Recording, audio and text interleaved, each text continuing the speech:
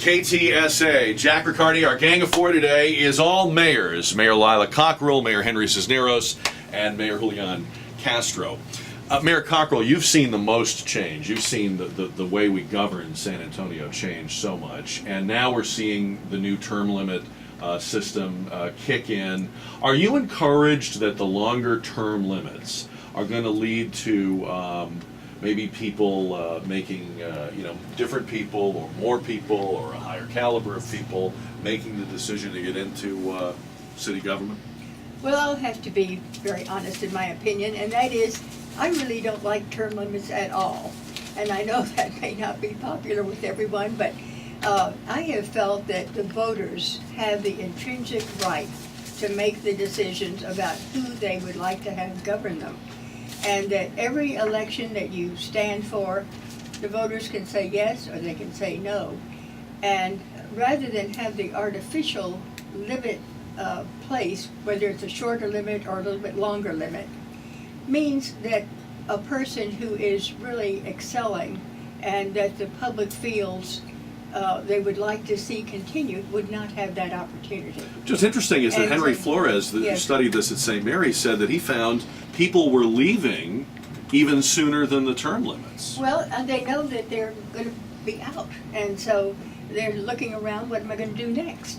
So I really think it's a disadvantage to to encouraging people to come. And I think many times there is another disadvantage. I don't know, this is another unpopular subject, and that is that we ask our city mayor and our council persons to serve at the pleasure of the public and to give practically all their time to this effort, and we pay $20 a week for a council pay, not to exceed $1,080 a year. What if we went up to 25? And and people have to make a living, and so they're under great pressure, trying to be out there feeding their families, and yet still doing all the things for the public that are expected. I think you make a good point. I'm not a big government guy by any means, but I'm mystified. I was mystified to move here and find out this is a city of 1.5 million people with an allegedly part-time mayor, even though none of you did it that way. Yeah. And I think the mayor makes, what, 50 a week? Exactly. I mean, I can't. I'm not saying it would guarantee better leadership or better government, but it just seems ludicrous in a big city to have this system. Everyone has to have an outside income. I was fortunate in having an outside income. I had an employed husband who loved me and who took care of our household needs. And so, but everyone is under a great deal of pressure. Yes. And so it's just something for the public to understand. How many of you would be willing to be on But this is like what you were saying, 24 hours a day. You can't. It would be political suicide. No, I don't think so. I think in due course, just like Mayor Hardberger was able to lead the campaign to extend term limits, and I think he did it exactly the right way. Yes, he did. For 2-year terms. If there has to be some limits, then 8 years is a good reasonable span, and folks running for re-election so they can be put before the voters every 2 years. It's what we expect of Congress every 2 years, and Congress people are the level of the national government that reputedly is closest to the people. So I see nothing wrong with that, and I think that Mayor Hardberger was able to say, this is a responsible thing to do, and the people passed it. And I think in very short order, the climate will be right to say a reasonable amount to cover people's expenses and such. My wife, Mary Alice, serves on the city council, in part because I'm able to assure her that we've got an income, even though you don't make her live on the $20 a week. I don't think she can live on $20 an hour. Okay. I'm going to tell her you said that. She may be listening, so I'm probably in trouble. Would we have, if we had a paid, a professionalized, and I don't mean that as a disparaging way, but a paid, professionalized city government, would we have a city manager? Absolutely. Yeah, you could. It would be the same form of government. Which mostly is what happens. You do have cities like Phoenix, I think Austin, San Diego, Dallas, that you have both a city manager and you have a mayor and council but they're better paid than they are here in San Antonio. And just to add my thoughts to this, I do think that what was important about the last few years under Mayor Hartberger, of course, he was able to get the expansion of term limits, was that there was a reset in terms of the confidence and trust that people have at City Hall, which is important. That is a predicate to being able to pass the expansion of term limits. And if people hadn't eventually- trusted him, they might not have been open to this idea. Yeah. Well, remember we had the bribery scandals Right. in 2002, and, Yeah, and that took things in the wrong direction. And then there was an effort in 2004, I believe, to get expanded term limits in council pay, and that failed miserably, 2-1. Incidentally, there was a vote in 1974, which is a year before Mayor Cockrell became mayor, that also failed about 2-1, and so there's a history of that. I believe that issue can be raised again and should be, but it has to be done when there is strong confidence in the city council and the mayor. I believe there is now, but also at the right time. Mayor Hartberger did it as he was leaving office, so that he could say, and the folks there could say, hey, this is not for our benefit. So we'll You know have to you're have the leaving same office when you services. propose it. Is that how this will work? That's right. That'll Jack, be his swan let song. me just say a more general word, since we're all here, about Mayor Cockrell. I had the privilege of serving for 6 years as a city council member. We were elected in the same election in 1975, when she was the first person elected in San Antonio's history to the office of mayor. Before that, the mayor was elected by the council. So she was the first person under that new system and did a magnificent job, as we know, the first woman to be elected mayor of a major American city. And at a very important time, because in the second period of her tenure, we went to single member districts. So suddenly you went from the traditional kind of business elite sort of serving on the council to a much more representative group in 10 city council districts represented from individual districts, which itself was a trauma. That was an election that won like 51-49 or so to create that system. But a lot of what I have learned, not just served me well as mayor, but in everything else I've ever done, was from Mayor Cockrell, who has some wonderful personal attributes, a level of optimism that few people that I have ever encountered have. She never saw a challenge she couldn't surmount, or a setback that couldn't be reversed, and a wonderful kind of a willingness to kind of listen to people for solutions, and then find the little sliver of daylight in what otherwise seems like a wall of impossible obstruction. So I just wanted to say that while you were very kind about my role as mayor, I would have to say most of what I learned came from the first mayor of the modern American, modern San Antonio mayoral system, which is Lila. All right, we'll break for the news, and then you can come back, Mayor Cockrell, and pay tribute to Mayor Cisneros. I would love to.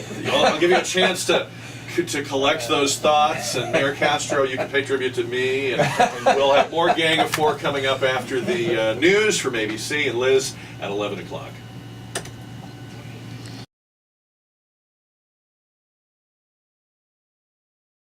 Next news at 11:20 on 550 Kate.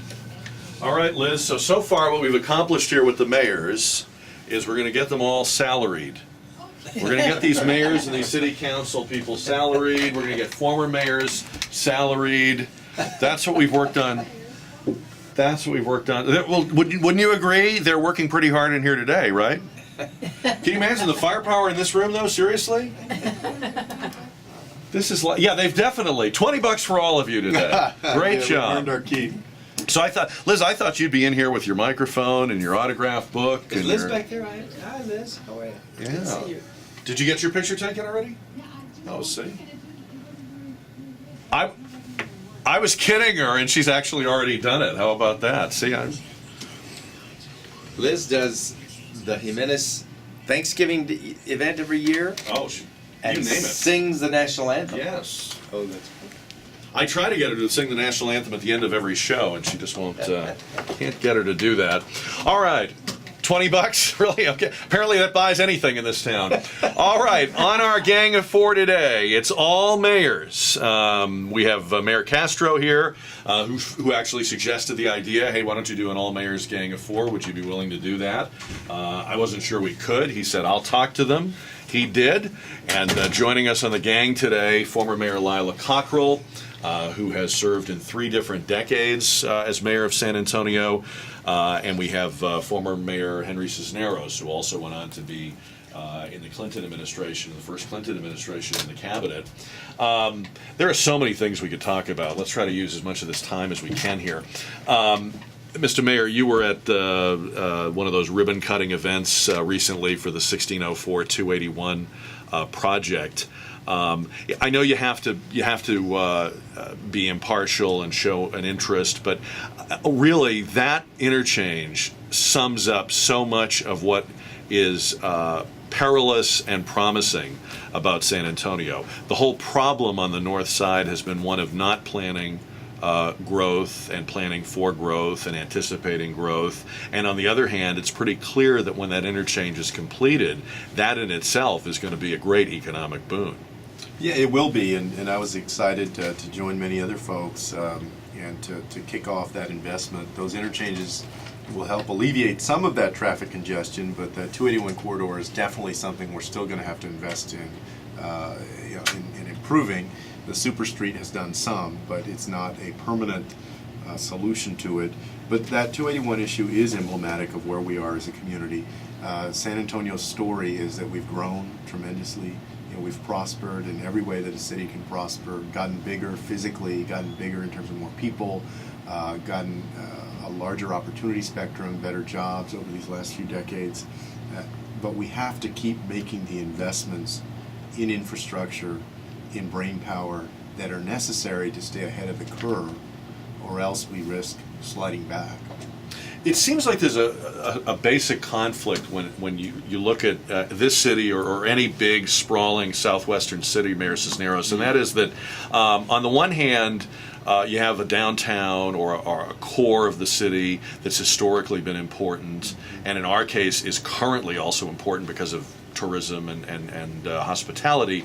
On the other hand, you can't fight people who want to live in a more bucolic setting or have a bigger lot or what have you. So how do you manage the growth of a city that is sprawling when you are trying to maintain the core or the inner city, in this case inside Loop 410? Well, I think it's a great question, and it's one of the central issues of the way American cities have grown. San Antonio is more fortunate than most because we do have institutions and venues, attractions, amenities in our downtown that keep it strong, like the Riverwalk, which any city in America would want to have, a viable convention center that is the core of 10 million visitors a year, the mall downtown, which is very, 137 stores in the River Center Mall, the continuing attraction that the Alamo Dome is with the sporting events and such that we have, and then a kind of a vibrant street life downtown. But you're right, the dominant form of growth has been a sprawl in almost every American city. And there is no mileage, at least in my view, to try to limit or make that more difficult.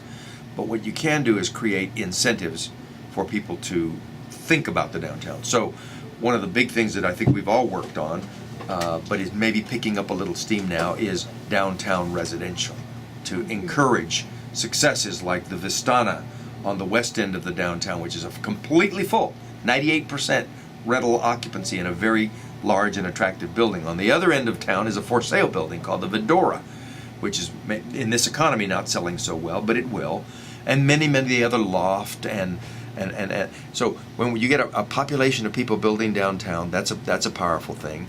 The issue we were talking about earlier, the schools, very important to get people to commit to downtown. They want their children to be able to go to good schools. So again, magnet strategies that would bring people to a downtown setting.